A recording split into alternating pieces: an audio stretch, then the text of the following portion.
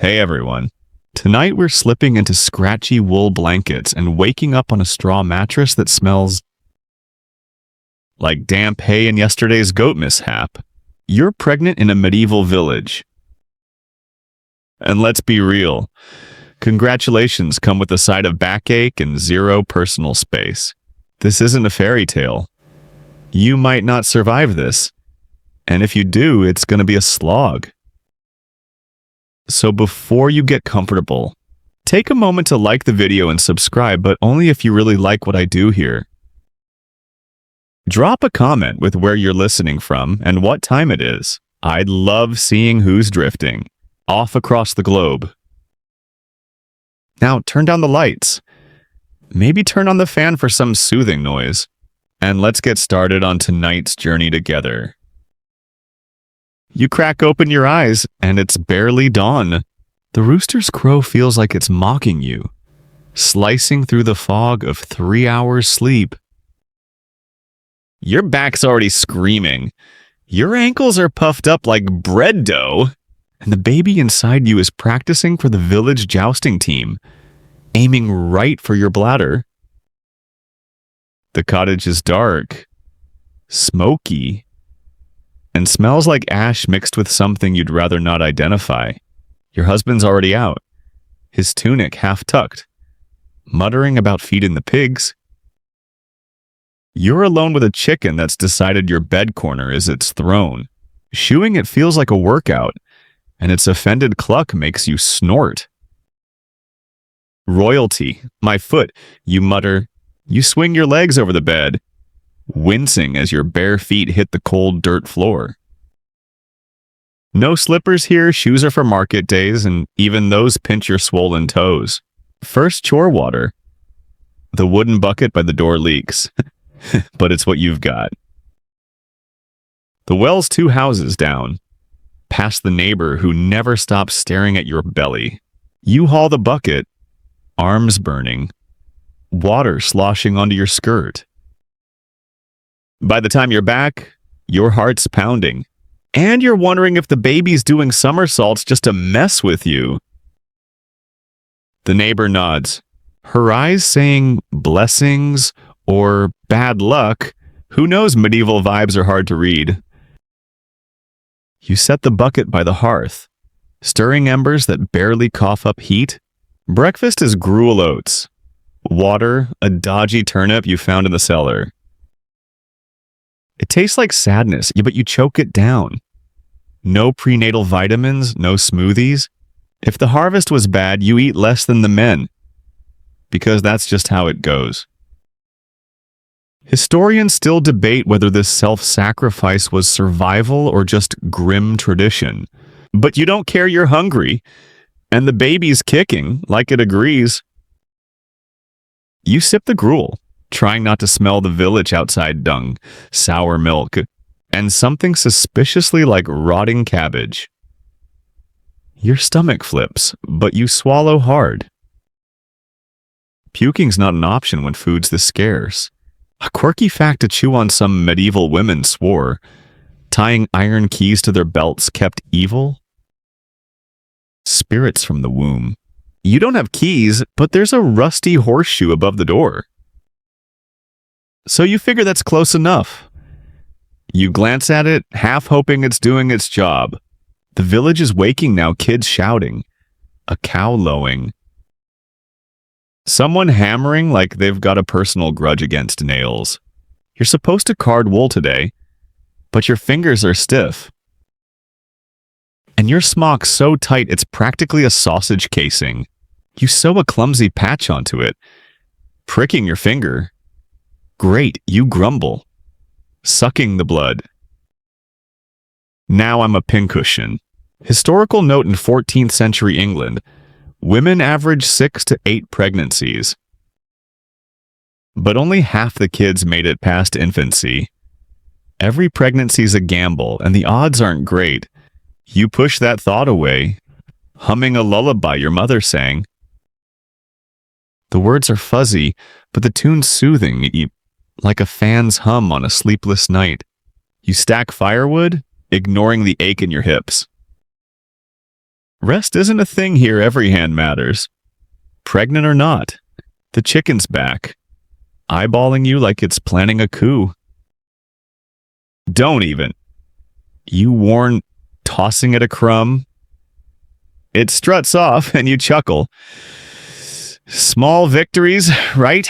You sit for a second, hands on your belly, feeling the baby shift. It's a tiny miracle, but it's yours. The day's just started, and you're already beat, but you've got no choice.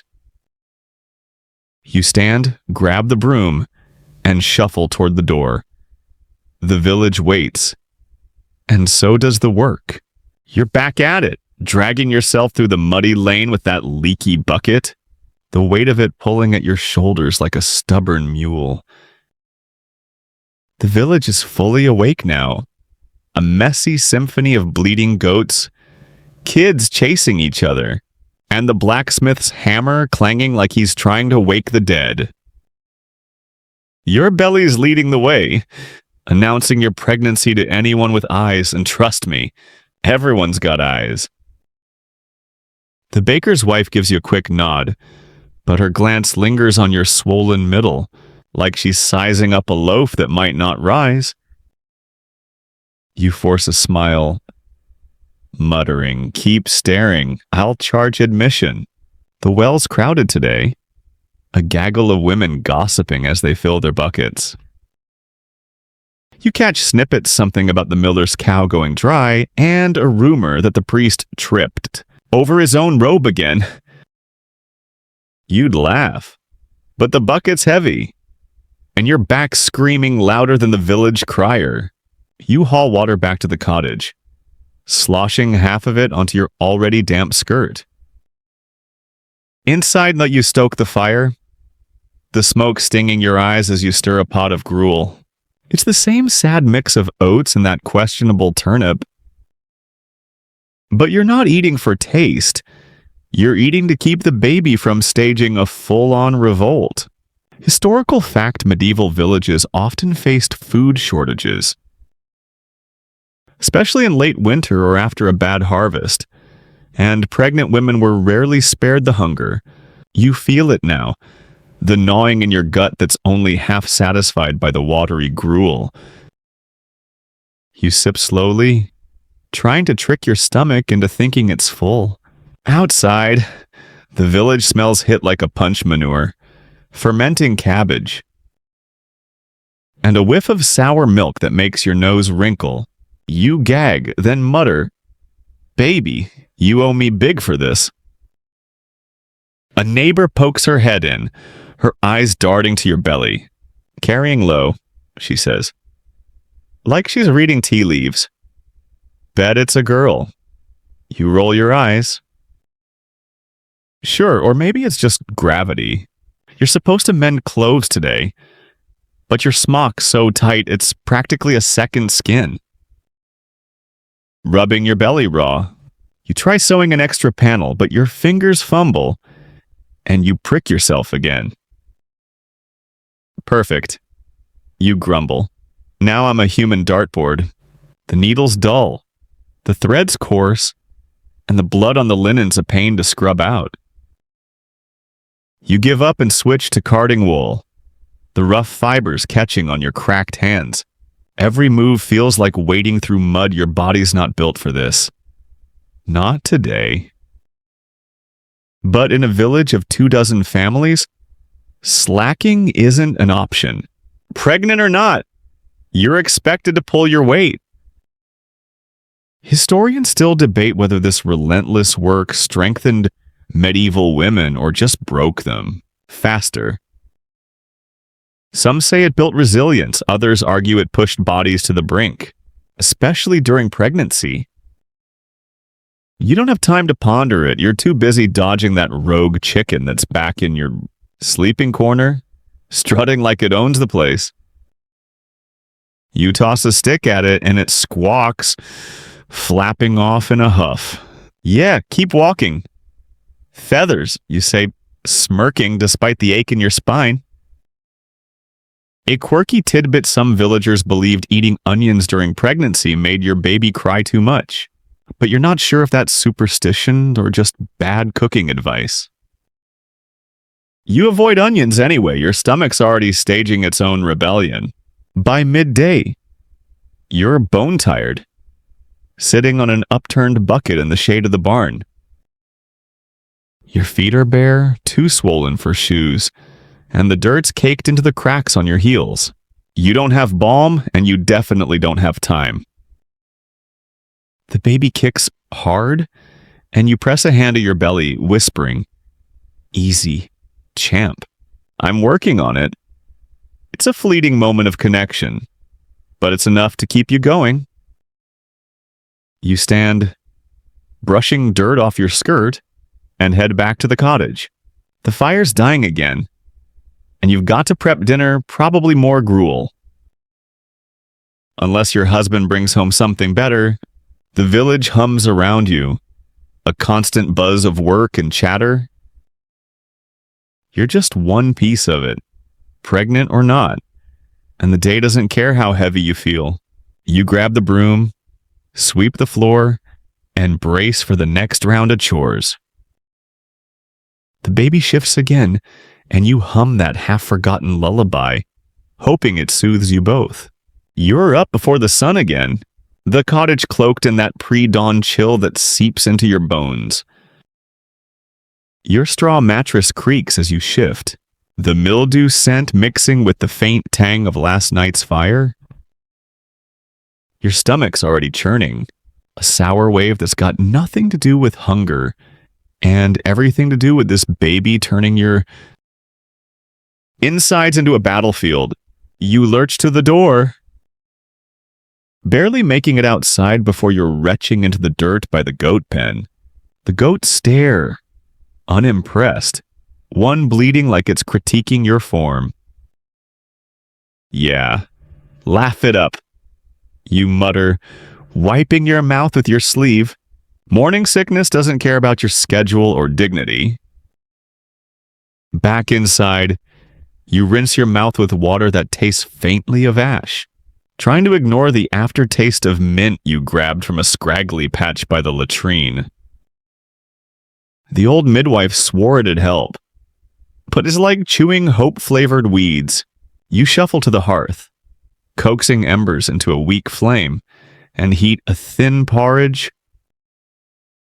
It smells like despair, but you force a spoonful down, knowing you're feeding two now. The village is stirring outside, crows cawing, a dog barking, the clatter of someone's cart. You're supposed to fetch water again, but your body's staging a full-on protest, swollen ankles, aching hips, and a head that spins if you move too fast. Historical fact in medieval Europe: morning sickness wasn't a medical term. Villagers might call you Sherrick or blame unbalanced. Humors and fainting could spark whispers of demons. You're not fainting yet, but the smell of the village dung, fermenting cabbage, and that ever-present sour milk hits like a hammer. You gag again, leaning against the doorframe, muttering, "Baby, you're killing me here." A neighbor passes, her basket full of leeks, and eyes your pale face. "Don't eat beans," she warns. "They'll make the babe colicky." You nod, too queasy to argue, but you're thinking, "Yas beans, I'd settle for anything that stays down." You grab the bucket because chores don't wait, and trudge to the well. The lane's muddy, and your bare feet squish in the cold sludge. Every step feels like a personal insult from the universe. At the well, the gossip brigade's already in full swing, their voices low but sharp. "She's carrying high," one says, not even pretending to whisper. "Must be a boy." Another shakes her head. "No, it's twins, mark my words." You roll your eyes so hard you might strain something. "Twins. Thanks for the curse," you say under your breath, hauling water back with arms that feel like jelly. Historians still debate whether village superstitions about pregnancy, like predicting gender from belly shape, offered comfort or just piled on pressure.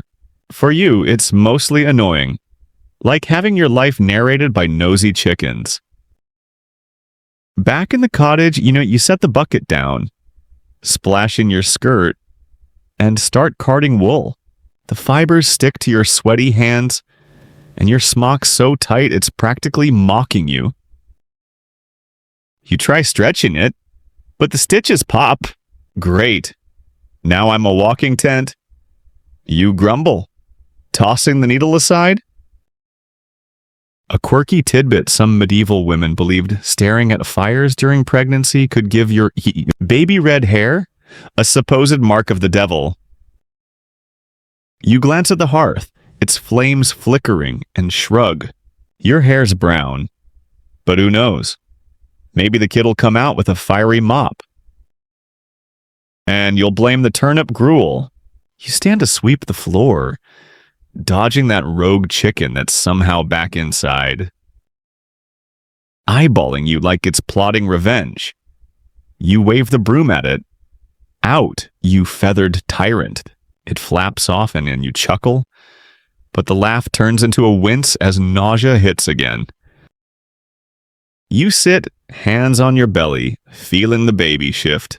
It's a small comfort amidst the chaos, like a fan's hum cutting through a sleepless night. The village noise ramps up, kids shouting, a hammer clanging, someone yelling about a lost pig. You're supposed to mend your husband's tunic next. But your stomach's still flipping like it's auditioning for a circus. You sip water, hum that lullaby your mother sang, and brace for the day. The baby kicks, and you whisper, "We got this right." But you're not sure who you're convincing. You're slumped on an upturned bucket outside the barn, the midday sun barely cutting through the gray haze. Your feet are bare, swollen to the point they look like they belong to someone else, cracked and caked with dirt. The baby's doing cartwheels again, each kick a reminder that rest is a fantasy. You're supposed to be weeding the kitchen garden, but your back's screaming. And your smock's so tight it's practically a torture device. You tug at it, muttering, "If this rips, I'm just wearing the bucket."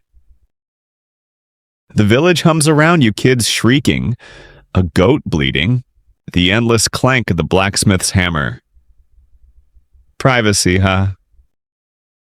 You're a walking spectacle, every neighbor tracking your belly like it's the village harvest report. You force yourself up, grabbing a hoe that feels heavier than it should. The garden's a mess, weeds choking the carrots, onions looking sadder than your breakfast gruel. You bend wincing and tug at a stubborn root. It snaps, sending you stumbling back, and you catch yourself on the fence. Nice try. Weed, you grumble, tossing it aside. The effort's draining, and your ankles throb like they're staging a revolt. You glance at the cottage, smoke curling from the chimney, and think about the gruel still sitting there, probably congealing into something you could use as mortar. Historical fact in medieval villages: pregnant women worked until the very last day. As labor was a communal necessity, not a personal choice. You feel it now. The weight of expectation heavier than the baby. You're not just growing a child, you're keeping the village spinning, mending. Weeding, hauling, no excuses. A neighbor strolls by, her basket overflowing with turnips. "Don't lift too much," she says, eyeing your belly.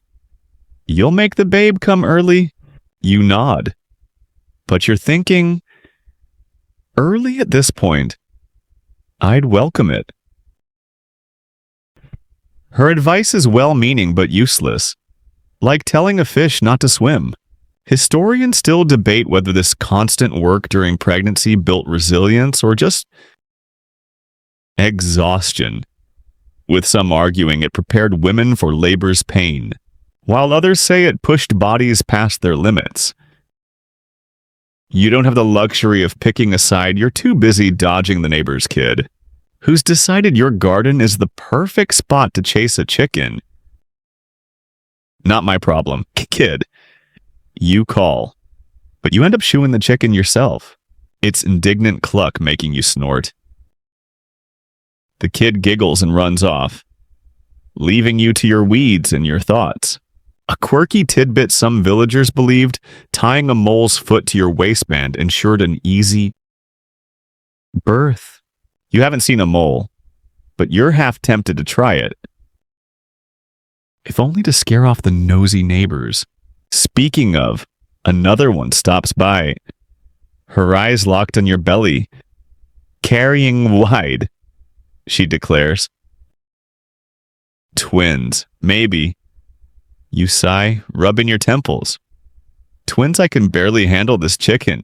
She laughs, but the comment sticks, adding to the pile of unsolicited predictions. Boy, girl, twins. Cursed, it's all guesswork, delivered with the confidence of a priest reading scripture. You limp back to the cottage, your hands aching from gripping the hoe. Lunch is a crust of bread so hard it could double as a weapon, dipped in watery broth. You chew slowly, trying to make it last, but your stomach's still growling, and the baby's kicking like it's auditioning for a tavern brawl. You press a hand to your belly, whispering, "Chill, little one. We're in this together." The moment's brief, but it's yours. A flicker of connection amidst the grind. You glance at the hearth, where the fire's barely clinging to life, and toss in another stick. The smoke stings your eyes, but it's better than the cold. The afternoon stretches ahead. More chores waiting, mending your husband's tunic, sweeping the floor, maybe checking the root cellar for mold. Your body's begging for a nap, but the village doesn't care. You're pregnant. Sure, but you're still part of the machine. Every hand matters. Every task counts. You stand brushing crumbs off your smock and catch your reflection in a bucket of water. You look tired, older than you should, but there's a stubborn spark in your eyes. You hum that lullaby again, the one your mother sang, and grab the broom. The baby kicks, the chicken squawks, and you keep moving. It's all you know how to do. You're back in the cottage, the dim light filtering through the shutters, casting long shadows across the dirt floor. Your hands are still gritty from weeding, and your smock's clinging to your sweaty skin, stretched so tight it's practically begging for mercy. The baby's kicking again. A steady thump, thump that feels like it's trying to tell you something urgent. You're halfway through sweeping when a sharp knock at the door makes you jump, sending the broom clattering. Perfect timing, you mutter, rubbing your aching back as you shuffle over. It's the midwife, her wiry frame filling the doorway like she's part storm cloud, part guardian spirit. Her eyes are sharp, her hands calloused, and she carries a basket that smells like earth and secrets. She steps in without asking, sizing you up like you're a loaf she's not sure will rise. "How's the babe?" she asks, voice like cracked leather. You point to your belly, where the baby's still practicing its jousting moves. "Lively," you say, and she nods, setting her basket down. She presses a hand to your stomach, her touch firm but gentle, and listens. Her ear close enough you can smell the herbs clinging to her hair. "Strong one," she mutters. "Good. Means it wants to live." You swallow hard, her words both a comfort and a knife. She hands you a pouch of dried chamomile. Steep this at night, helps you sleep. And no more hauling firewood, let your man do it. You snort. Yeah, tell him that. Historical fact in medieval Europe. Midwives were the backbone of childbirth, often trained through oral tradition and hands-on experience. Delivering babies in homes with no formal medical tools. The midwife's here now. Her presence grounding. But there's no stethoscope. No ultrasound, just her hands and a lifetime of knowing what a belly is supposed to feel like. She checks your ankles, tutting at the swelling. Rest more, she says, and you laugh a tired bark. Rest I'd sooner convince the rooster to sleep in. She smirks, but her eyes don't soften. She's seen too many births go wrong to sugarcoat anything. Historians still debate whether midwives were more trusted or feared. With some arguing they were village saviors, others whispering they dabbled in forbidden magic. You don't care about the debate. She's your lifeline, and that's enough. She pulls a small vial from her basket, something dark and oily inside. Rub this on your back if the cramps come, she says. Not too much, or you'll smell like a tanner's yard. You tuck it away, grateful for anything that might dull the ache. Before she leaves, she leans in, voice low. Don't let the priest tell you this is God's curse, life's pain, not punishment. You nod, but her words stick like burrs, tangling with your fears. A quirky tidbit some medieval women believed wearing a raven's feather during pregnancy could ward off evil spirits. You don't have a feather, but you've got that horseshoe above the door, same vibe. Right. You're tempted to joke about it, but the midwife's already packing up. Her basket clinking with jars and pouches, she vanishes into the dusk, leaving you with the scent of chamomile and a flicker of courage. You sit by the hearth, the fire crackling weakly, and steep the herbs she gave you. The tea's bitter, but it warms your chest. And for a second, you feel like you might actually survive this. Outside, the village is settling, cows lowing, a kid shouting about a lost shoe. The distant thud of an axe. You're supposed to mend your husband's tunic, but your fingers are clumsy. And the needle keeps slipping. Come on, you grumble, pricking yourself again. I'm not a pincushion, baby. The baby kicks in reply, and you can't help but smile. Even as your back throbs, you hum that lullaby. The one your mother sang. The words still half lost, but the melody steady. It's a tether to something softer. Something that isn't chores or fear. You stand, stretching as much as your belly allows, and glance at the door. Your husband's due back soon. Maybe with a rabbit if he's lucky. Dinner's another round of gruel unless he pulls through. But you're too tired to care. The midwife's words echo strong one. Wants to live. You press a hand to your belly, whispering, You'd better, kid. We've got plans. The fire pops. The chicken sneaks back in, and you sigh, grabbing the broom. The day's not done, and neither are you. You're crouched by the hearth. The fire's weak glow painting your face as you poke at the embers, trying to coax enough heat to cook a meager dinner.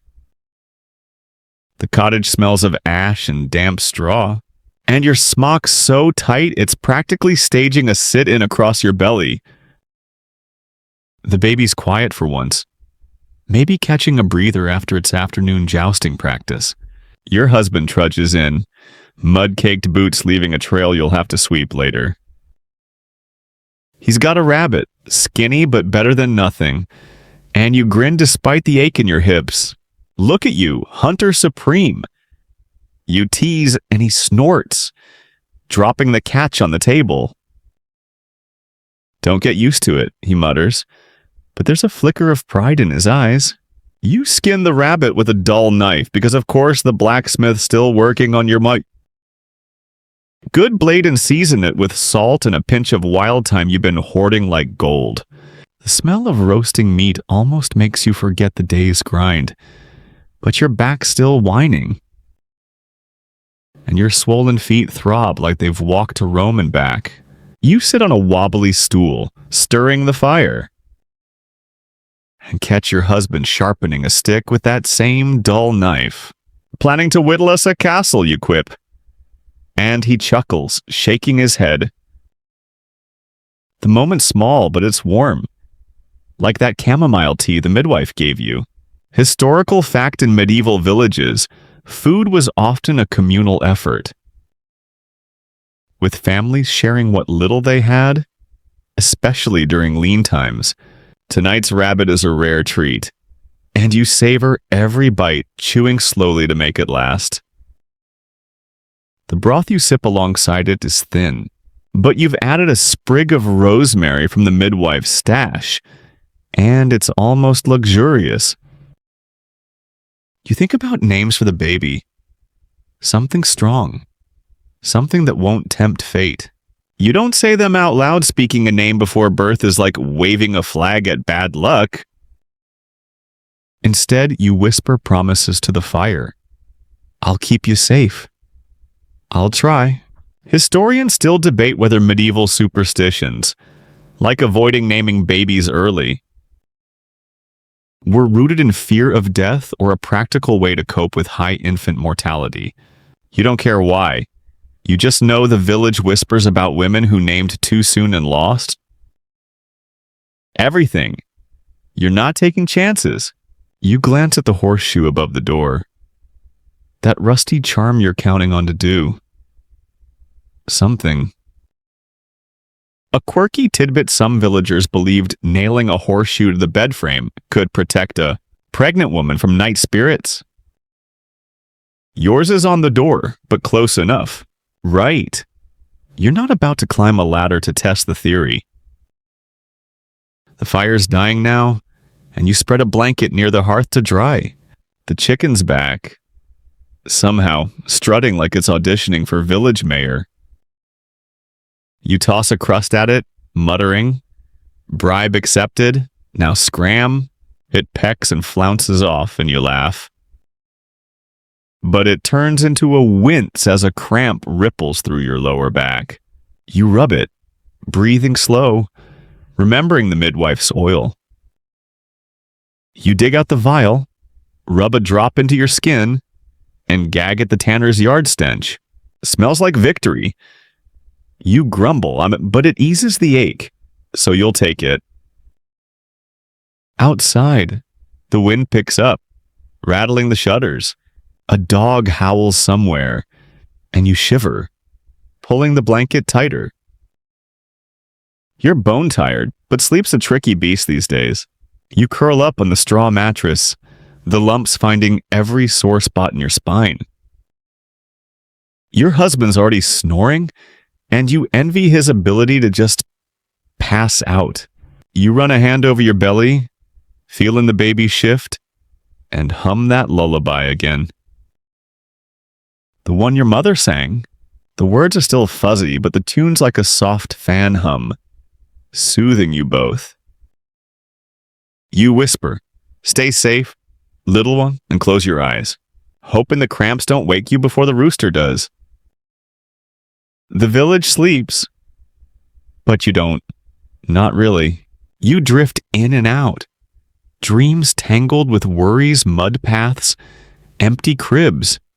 A crow cawing too close. You wake once, heart pounding, and check the horseshoe still there.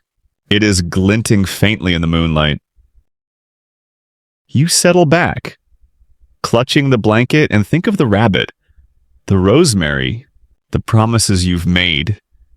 The baby kicks, a tiny nudge, and you smile in the dark. Tomorrow's another slog. But for now, you've got this moment, this warmth, this hope. You wake to a dawn so gray it feels like the sky's sulking. The air heavy with the promise of rain. Your straw mattress is lumpier than ever.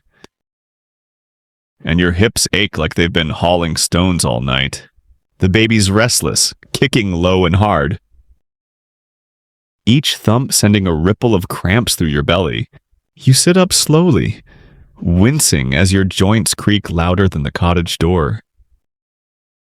The fire's dead, and the chill in the room makes your breath puff faintly.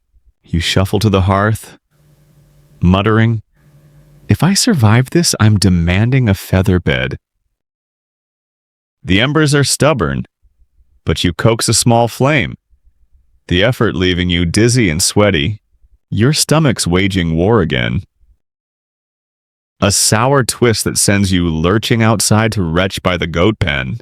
The goats blink, one bleating like it's taking bets on how long you'll last. Keep it up, and your stew, you grumble, wiping your mouth. You grab a sprig of mint from the patch by the latrine, chewing it to dull the nausea. It's not exactly a miracle cure, more like eating a hopeful weed, but it's better than nothing. Back inside, you heat a thin porridge, the same sad oats and water mix, and force it down. The baby kicks him as if to say, "Really, this again?" Historical fact in medieval Europe. Herbal remedies like mint or chamomile were often the only relief for pregnancy ailments, passed down through generations of women with no written recipes. You're relying on that wisdom now, sipping the midwife's chamomile tea, its bitter warmth easing the cramps just enough to keep you moving. You're supposed to fetch water, but your ankles are so swollen they look like they belong on a tavern brawler. You grab the bucket anyway, trudging to the well, where the gossip brigade's already in session. "You're pale," one woman says, squinting. "Eat garlic, it'll strengthen the babe." You nod, thinking, garlic. I'd rather not breathe fire. Historians still debate whether these herbal concoctions helped more than they harmed, with inconsistent dosages sometimes causing as much trouble as they cured. You don't dwell on it, you just want the nausea to stop. At the well, neighbor hands you a pouch of dried wormwood. "For the sickness," she says. "But don't overdo it, or you'll see ghosts." You raise an eyebrow. "Ghosts? I'm already haunted by this chicken." She laughs, but you tuck the wormwood away, figuring it's worth a shot. Better ghosts than goats, right? Back in the cottage, like you try spinning wool, but the fibers stick to your sweaty fingers, and the spindle wobbles like it's mocking you.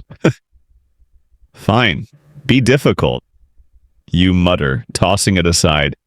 The cramps are worse today. A dull pulse that makes you pause and breathe slow. You rub the midwife's oily concoction into your lower back, gagging at the smell but grateful for the slight relief. A quirky tidbit: some villagers believed sleeping with a pinch of salt under your tongue could ward off bad dreams during pregnancy. You haven't tried it, salt's too precious, but you're tempted, especially after last night's dream of a crow circling your cottage. Your husband's out chopping wood, his axe thuds echoing through the village.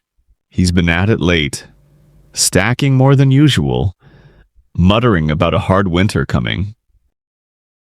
You wonder if he's nervous about the baby too, but he doesn't say, and you don't ask. Men don't talk about that stuff here, they just chop harder.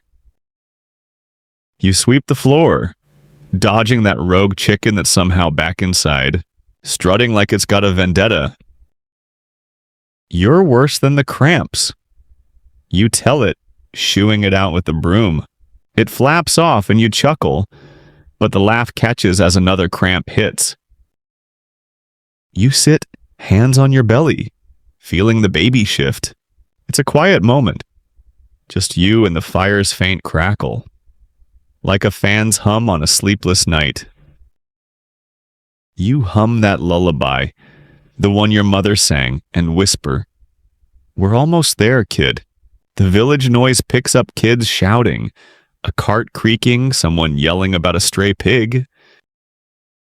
You've got to mend a tunic and check the root cellar, but for now, you just breathe, clutching the horseshoe's luck and the midwife's herbs, hoping they'll carry you through another day. You're leaning against the cottage door frame, catching your breath after hauling a basket of damp linens from the stream.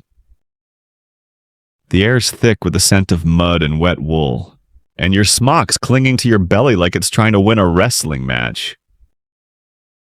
The baby's kicking low, each jab sparking a cramp that makes you grit your teeth. The village is alive around you, women chattering, a hammer clanging. Kids darting through the lanes with muddy feet.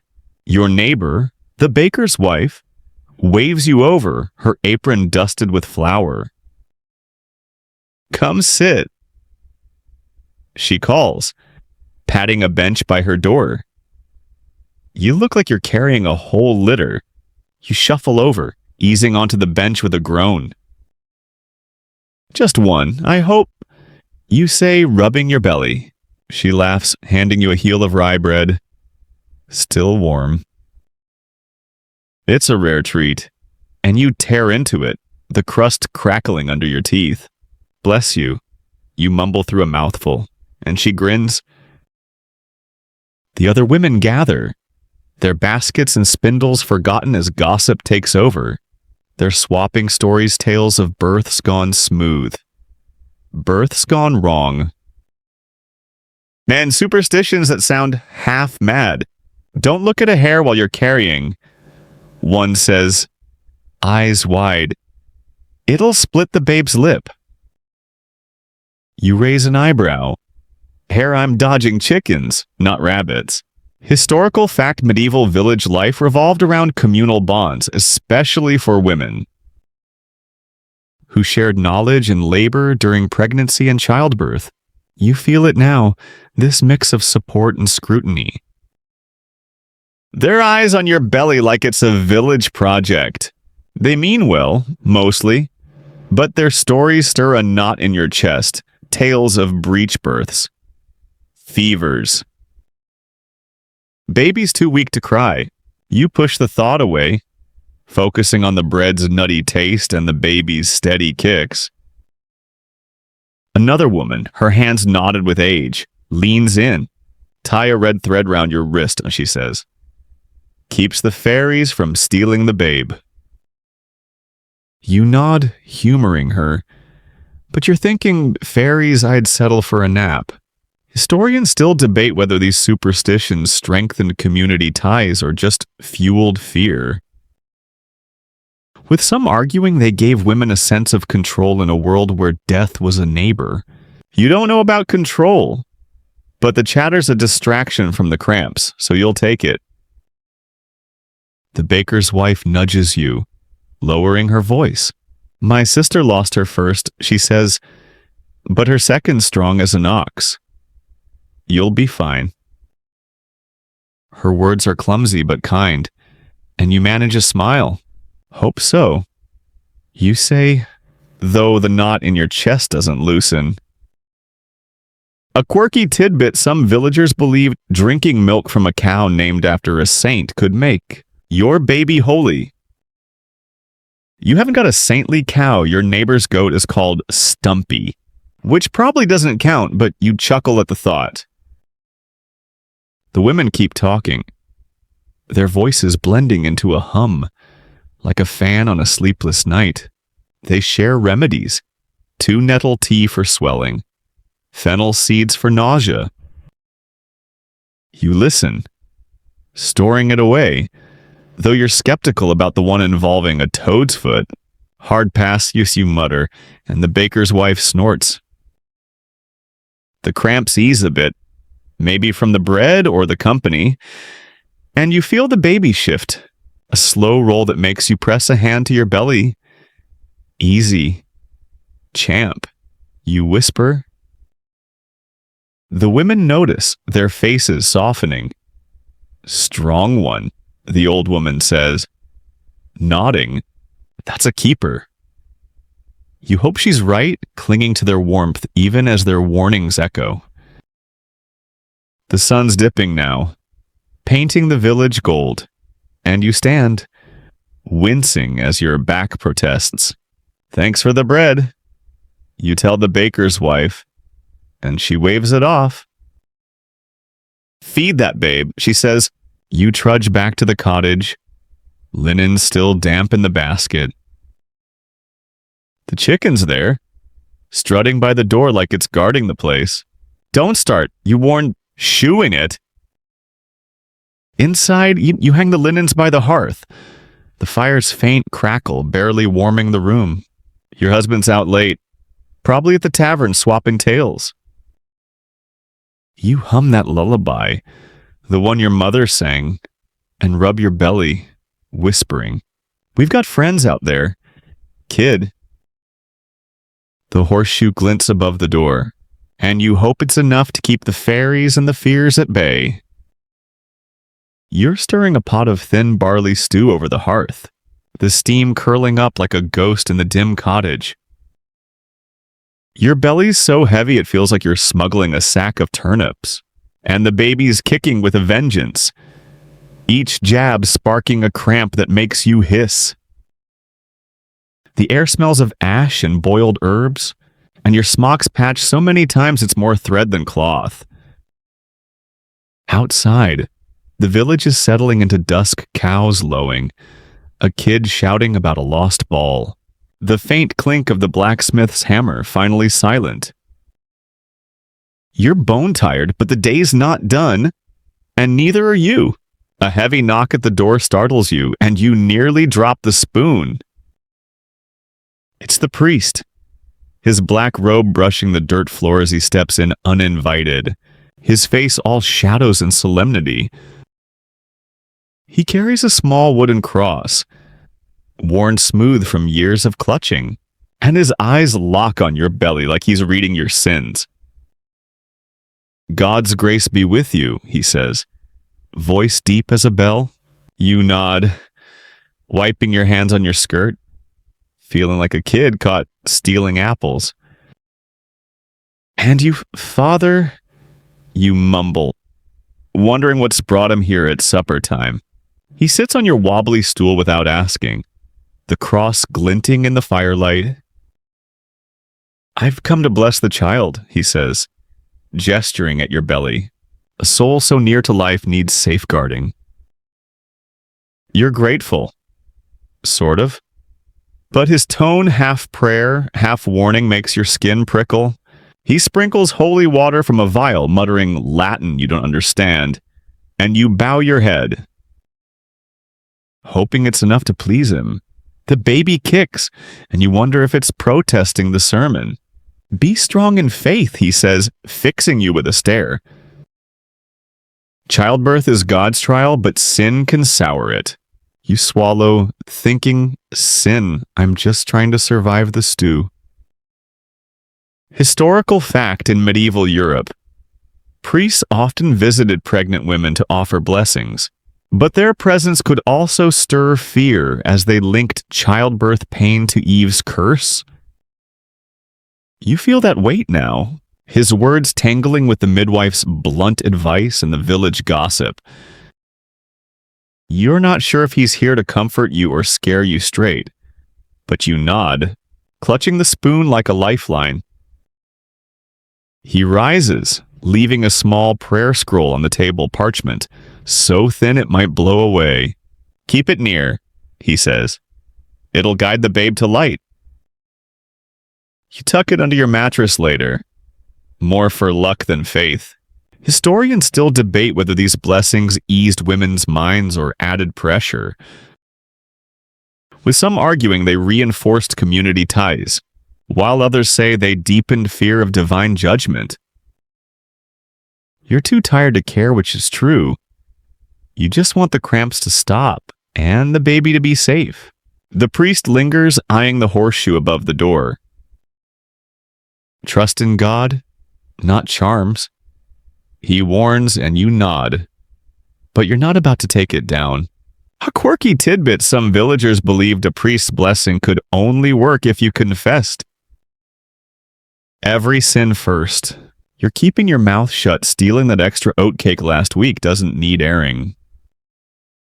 He finally leaves, his robe swishing into the twilight, and you exhale, stirring the stew again. It's barely edible, but your husband will eat anything, and you're too hungry to care. You sit, rubbing your aching back, and feel the baby shift. A slow roll that makes you smile despite everything. You're tougher than that sermon, kid. You whisper, humming that lullaby your mother sang. The tune's steady, like a fan's hum cutting through a restless night, and it soothes you both. The chicken's back, somehow, pecking at crumbs by the hearth. You're relentless, you mutter, tossing it a bit of barley. It struts off, and you chuckle, but a cramp cuts the laugh short. You dig out the midwife's oily vial, rubbing it into your skin, ignoring the tanner's yard stench. The fire's dying, and you add a stick. The crackle fill in the quiet. Your husband's late, probably swapping tales by the tavern fire. You glance at the prayer scroll's hiding spot. The horseshoe, the stew, faith, luck, and barley. It's all you've got, and it'll have to do. You're kneeling by the hearth, the fire's faint glow barely warming your hands as you sort through a pile of linens. Threadbare and patched to death, the cottage smells of smoke and the faint tang of the barley stew you managed to choke down earlier. Your belly's so heavy it's like carrying a sack of flour, and the baby's kicks are sharper now. Each one a reminder that time's running short. Your back aches, your ankles are swollen to the size of apples, and your smock's seams are begging for mercy. Outside, the village is hushed. The night air thick with the threat of rain and the distant bark of a dog. You're exhausted, but there's no stopping labor's coming, and you need to be ready. You fold the linens, stacking them in a corner with a few strips of cloth you've saved for the birth. They're not much, but they're clean. Boiled in the stream and dried by the fire, you've got a small pouch of charms, a dried lavender sprig from the midwife, a smooth river stone from your mother's things, and a bit of red thread from the baker's wife, just in case the fairies are real. You're not sure you believe in all the village superstitions, but you're not taking chances. Better safe than sorry.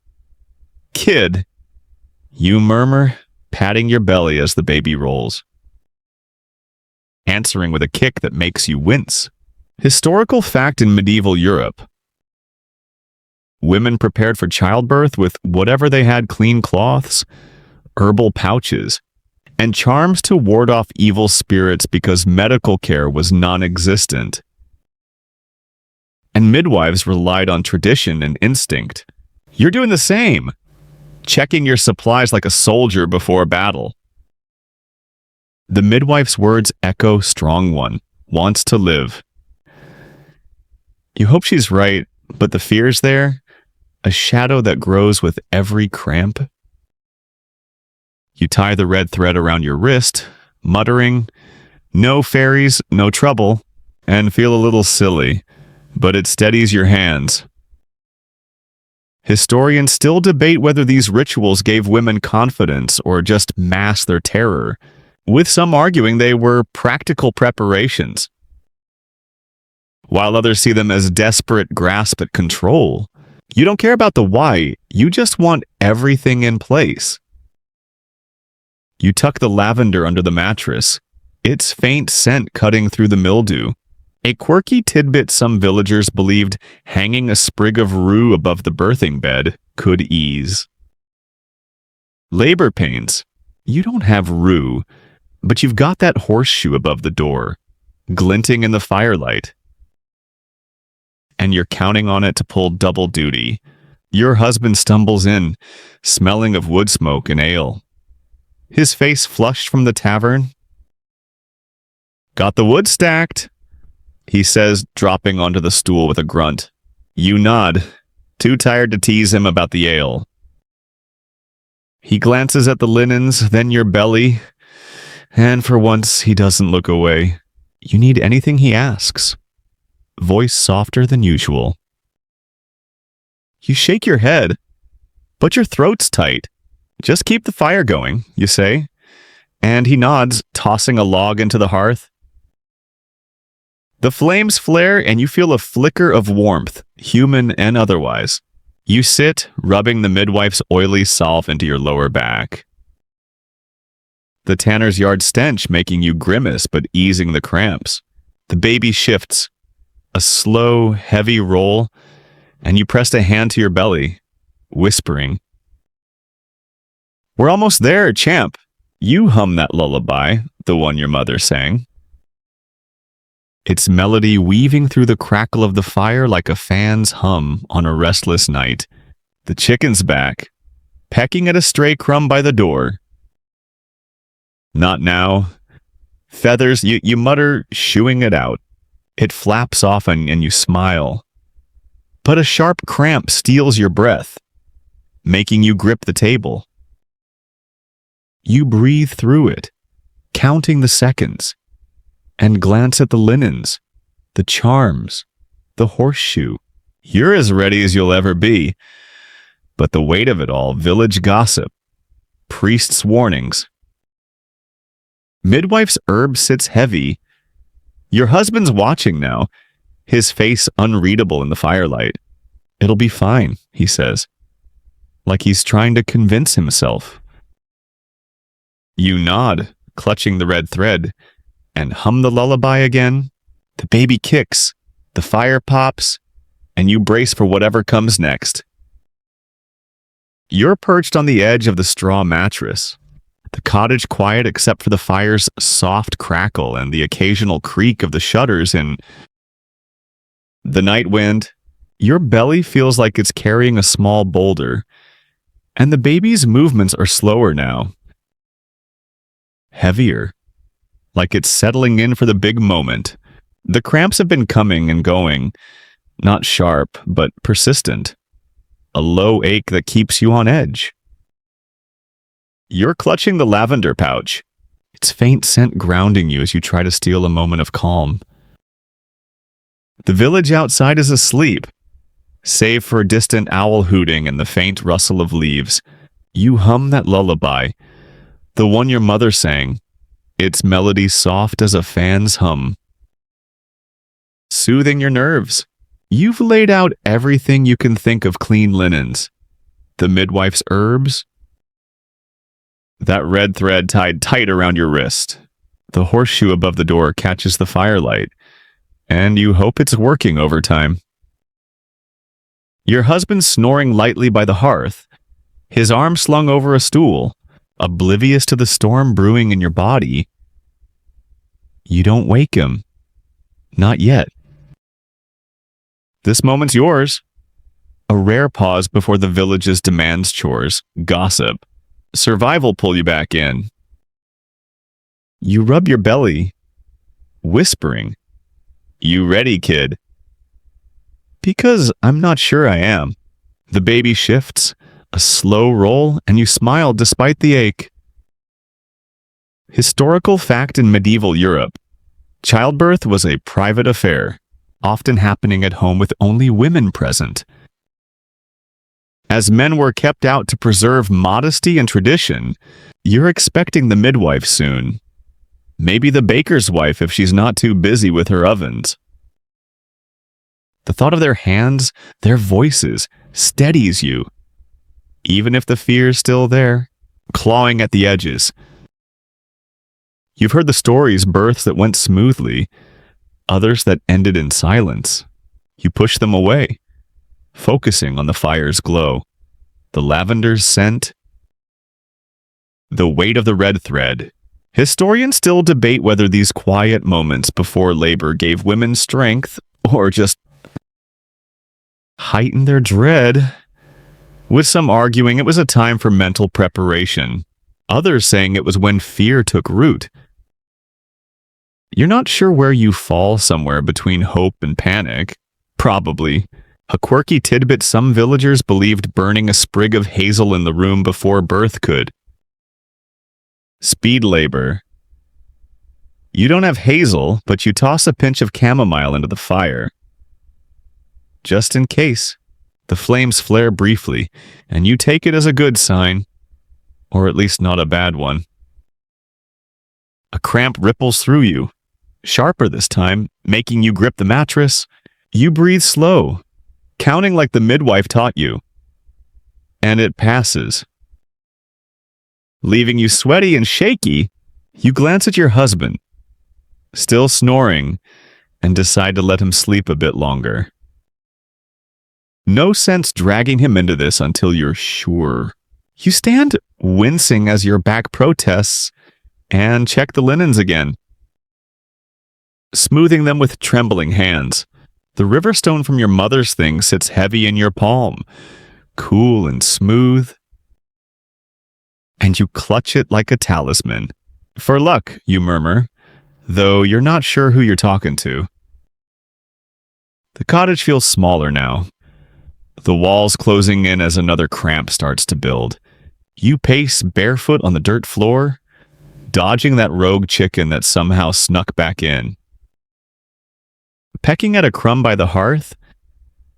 You're not helping, you mutter, shooing it toward the door.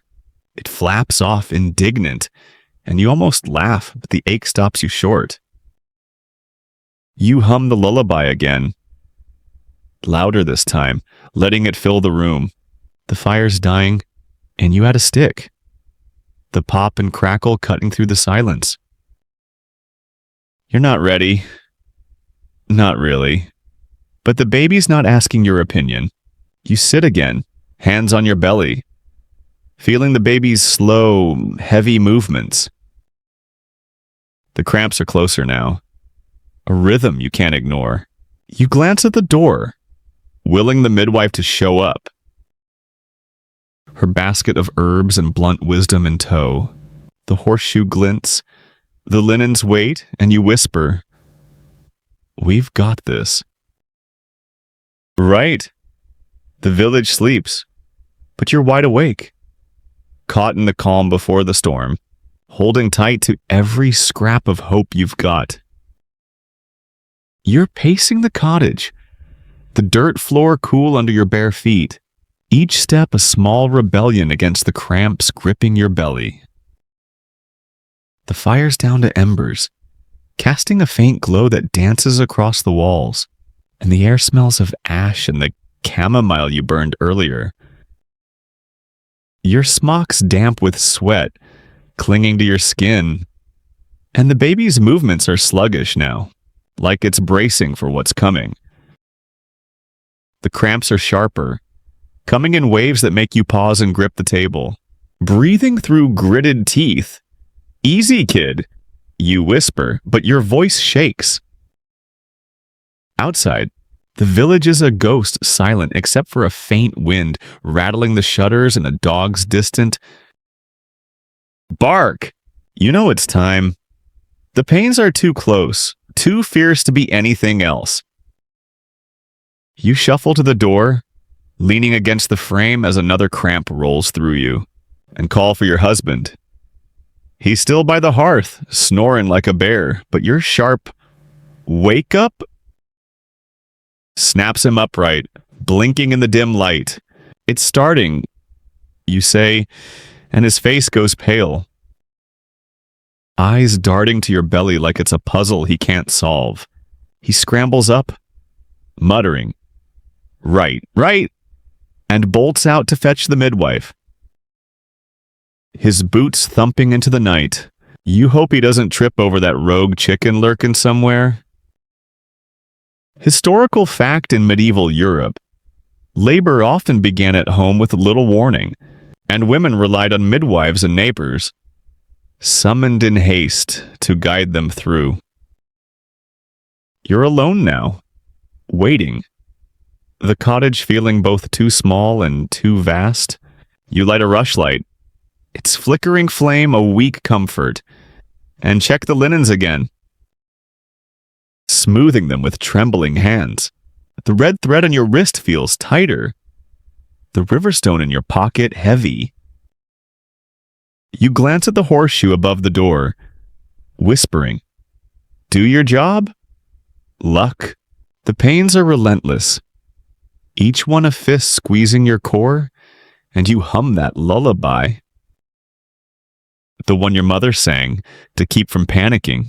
Historians still debate whether medieval women faced labor with stoic resolve or raw terror, with some arguing the community's presence eased the ordeal, while others say the lack of medical knowledge left them vulnerable. You're leaning toward terror right now, but you push it down, focusing on the fire's faint crackle, like a fan's hum cutting through a sleepless night. A quirky tidbit some villagers believed tying a knot in a rope during labor could hold the pain, until the midwife arrived. You don't have a robe, but you twist a scrap of cloth in your hands, hoping it's close enough. Right? Another cramp hits and you drop to your knees, gripping the stool.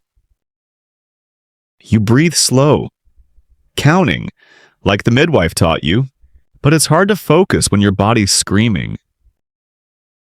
You crawl to the mattress, the straw crunching under you, and curl up, clutching the lavender pouch. Its scents faint but steady, a tether to something calm. The door bangs open, and your husband's back, breathless with the midwife behind him. Her face is all business, her basket clinking with jars as she sweeps in. On the bed, she orders, and you obey, relief washing over you despite the pain. She checks your belly, her hands sure, and nods. It's moving along. Good. She sets out her tools, herbs, cloths, a small knife that makes your stomach lurch and starts a new fire, the flames flaring bright. Your husband hovers useless but trying until she shoos him out. Go boil water, she snaps, and he flees, grateful for a task. The midwife kneels beside you, her eyes steady. You're strong, she says, handing you a sprig of fennel to chew. Bite this when it hurts.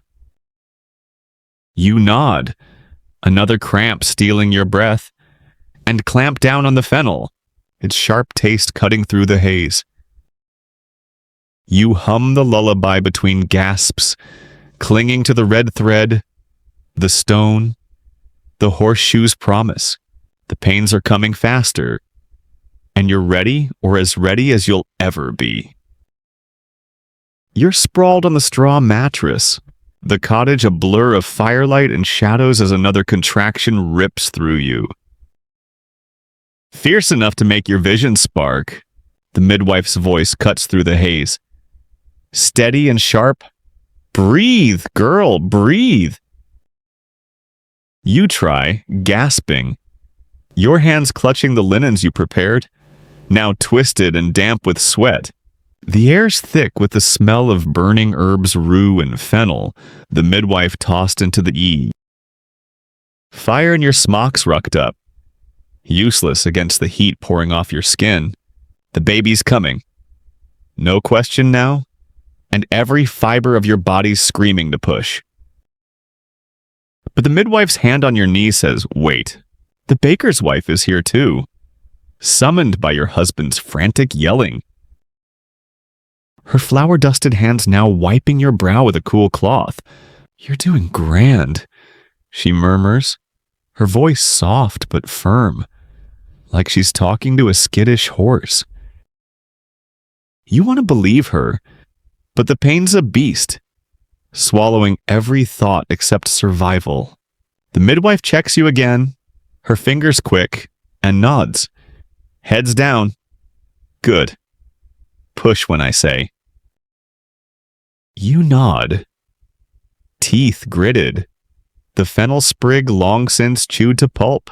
The red thread on your wrist is slick with sweat.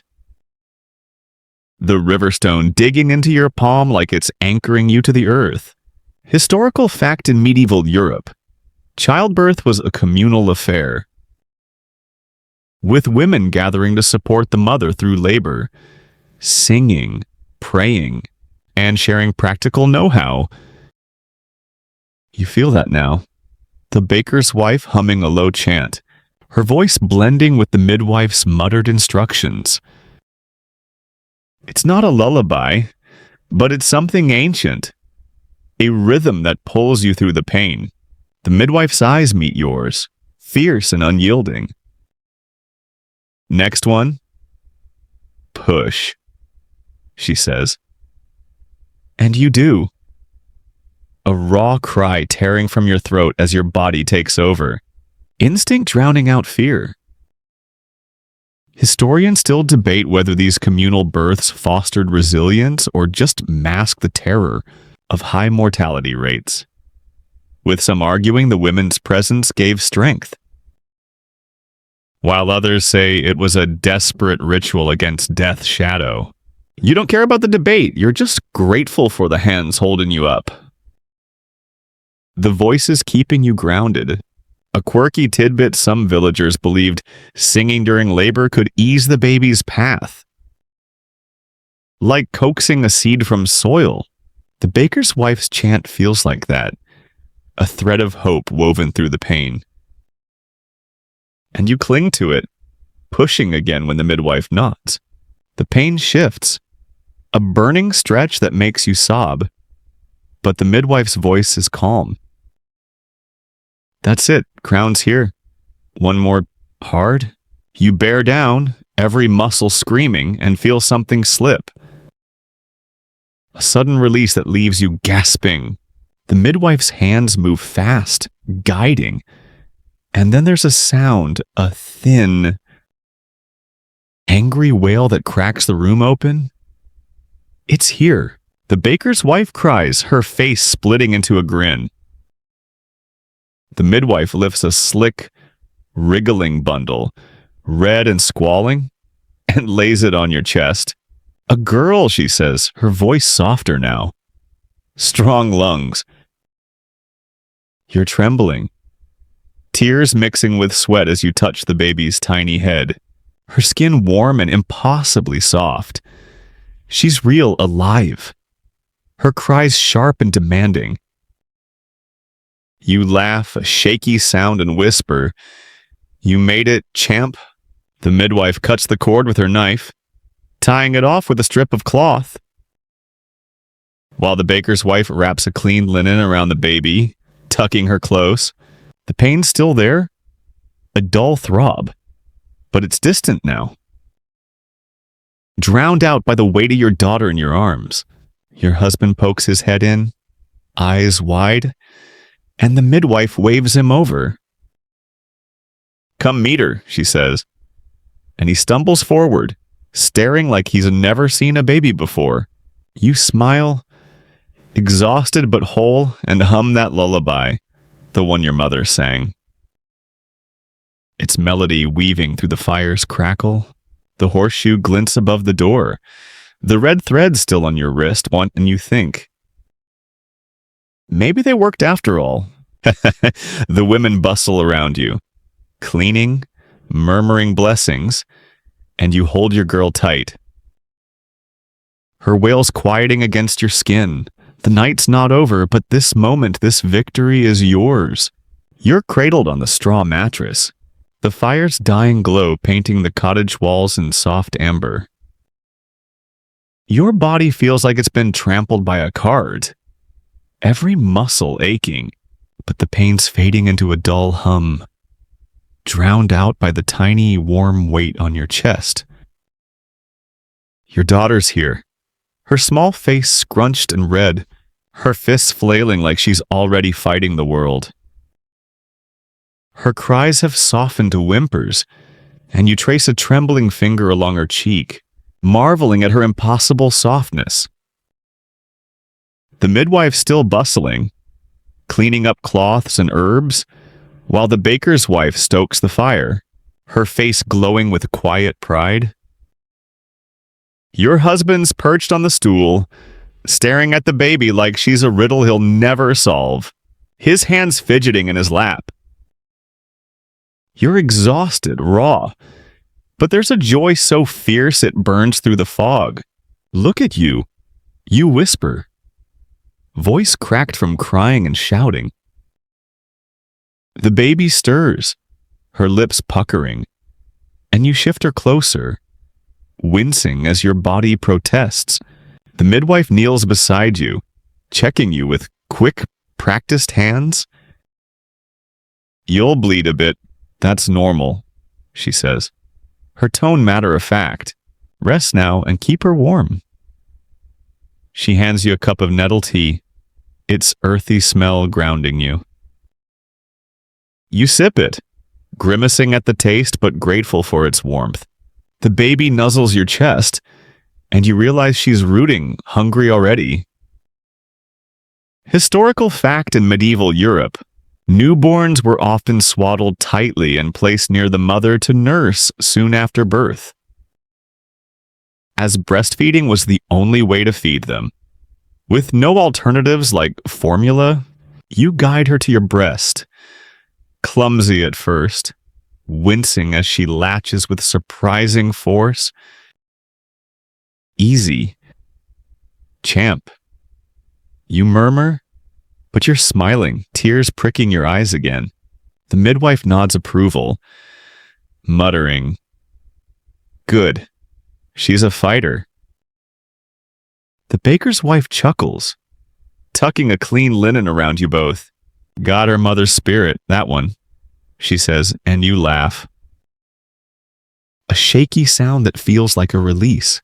Historians still debate whether medieval mothers felt the same fierce bond we romanticize today, with some arguing high infant mortality dulled their attachment, while others say the act of survival forged unbreakable ties. You don't know about debates, you just know this tiny girl is yours, and you'd wrestle a wolf to keep her safe. Her breathing steadies, a soft snuffle against your skin, and you hum that lullaby, the one your mother sang. Its melody weaving through the room like a fan's hum on a sleepless night. The red thread still on your wrist, the river stone by your side, and you think, maybe they did their job. A quirky tidbit some villagers believed rubbing a newborn's gums with honey could bring sweet luck.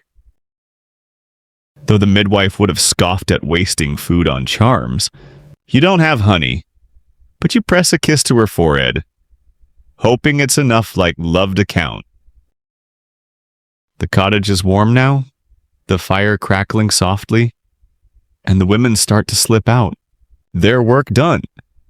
The baker's wife squeezes your shoulder. You did well, she says, and the midwife adds, Call me if the bleeding's heavy. They leave, the door creaking shut, and it's just you, your husband, and the baby in the quiet. Your husband inches closer, his calloused hand hovering over the baby's head before he dares to touch her. Light as a feather. She's small, he says, voice thick, and you snort. Small. She felt like a plow horse coming out. He grins, sheepish, and you see the fear in his eyes give way to wonder. You shift, making room for him on the mattress, and he sits awkward but close. The baby stirs, her tiny hand brushing your skin, and you both freeze. Like she's a spell that might break. What do we call her, he asks, and you hesitate. The village's warnings about naming too soon still lingering. Tomorrow, you say. Let's just hold her tonight. The fire pops. The horseshoe glints above the door, and you hum the lullaby again, softer now. Your body's battered, your heart's full, and the world outside village gossip, chores. Winter's threat can wait. You've got her. She's got you. And for this moment, that's everything.